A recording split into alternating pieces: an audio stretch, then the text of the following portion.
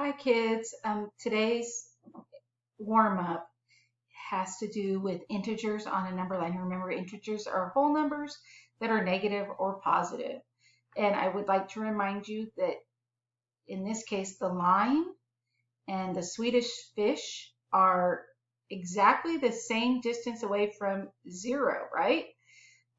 Number two is the only one that I think might give you a hiccup when it says the lollipop minus the lime is greater than the little sour gummy thing, whatever. Um, Make sure you subtract the amounts that these are representing from each other and then compare. And then down here, it's like jelly beans and lollipop are both the same distance from the cinnamon bear on the number line. So here's the cinnamon bear.